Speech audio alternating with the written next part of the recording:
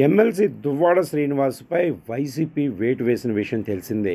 అయితే దీని వెనుక ఎన్నో ఉన్నాయనేసి చర్చకు తెరలేపింది.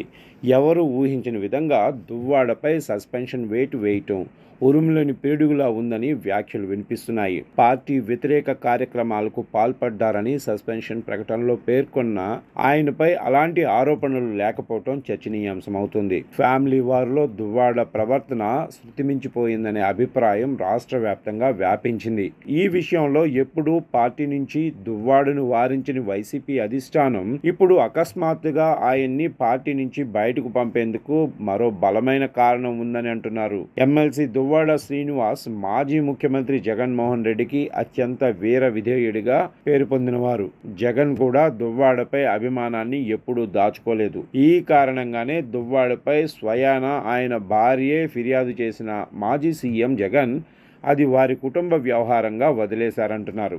దీంతో దువ్వాడ తన ప్రేయస్తో కలిసి మీడియాలో ఇంటర్వ్యూలు ఇవ్వటం, తమ సంబంధాన్ని గొప్పగా ప్రచారం చేసుకోవడంపై ప్రజల నుంచి యావగింపు ఎదుర్కొన్నారని అంటున్నారు.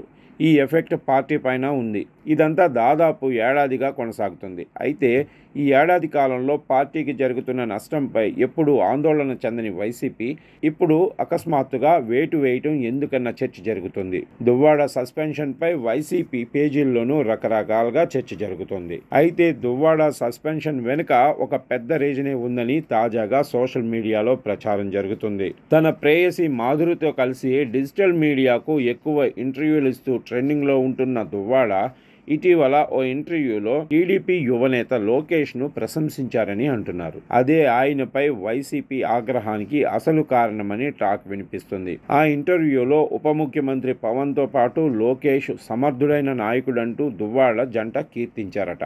ఇది ఉత్తరాంధ్రకు చెందిన ఓ సీనియర్ నేతకు నచ్చలేదని, ఆ విషయాన్ని పార్టీ దృష్టికి తీసుకెళ్లటంతోనే ఆయనపై వేటు వేశారని చెప్తున్నారు. శ్రీకాకుళం జిల్లా టెక్కలి నియోజకవర్గానికి చెందిన దువ్వాడ 2019 ఎన్నికల్లో ప్రస్తుత కేంద్ర మంత్రి కింజారపు రామ్మోహన్ నాయుడుపై పోటీ చేసి ఓడిపోయారు. తొలి నుంచి కింజారపు కుటుంబానికి రాజకీయ ప్రత్యర్థిగా ఉంటూ వస్తున్న దువ్వాడ శ్రీనివాస్ ఎమ్మెల్యే, ఎంపీగా పోటీ చేస్తూ వరుస ఓటములతో కుదేలయ్యారు. అయితే ఆయన పోరాటాన్ని మెచ్చుకున్న వైసీపీ అధికారంలోకి వచ్చిన తర్వాత ఆయనకు ఎమ్మెల్సీగా అవకాశం ఇచ్చింది.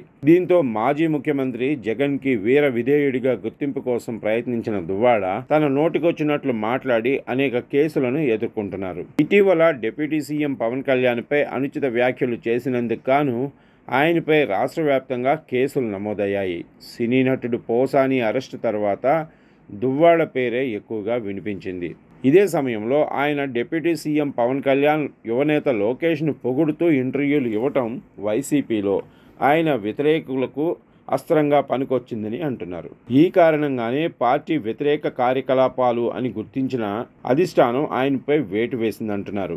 ఈ కారణం కాకుండా ఆయన సస్పెన్షన్కు మరో కారణం కనిపించడం లేదని దువ్వాడ సన్నిహితులు చెప్తున్నారు. అంతా అనుకున్నట్టు దువ్వాడ మాధురి ఎఫైర్ వల్లే వేటు వేయాల్సి వస్తే అది ఎప్పుడో జరిగేది అంటున్నారు. ఇప్పుడు వారిద్దరి బంధంపై ఎవరూ ఎక్కడ అభ్యంతరాలు చెప్పడం లేదంటున్నారు. ఆ ఇద్దరూ కలిసిమెలిసి తిరగటమే కాకుండా సంయుక్తంగా వ్యాపారం చేసుకుంటున్నారు. అదే సమయంలో నియోజకవర్గానికి దూరంగా ఉంటూ పార్టీ కార్యక్రమాలను కూడా పెద్దగా పట్టించుకొని దువ్వాడపై వేటు వేయటం ఏంటో అంటూ చర్చ జరుగుతుంది. మొత్తానికి దువ్వాడ సస్పెన్షన్ గల కారణంగా కూడా ఓ మిస్టరీగా మారిందని అంటున్నారు.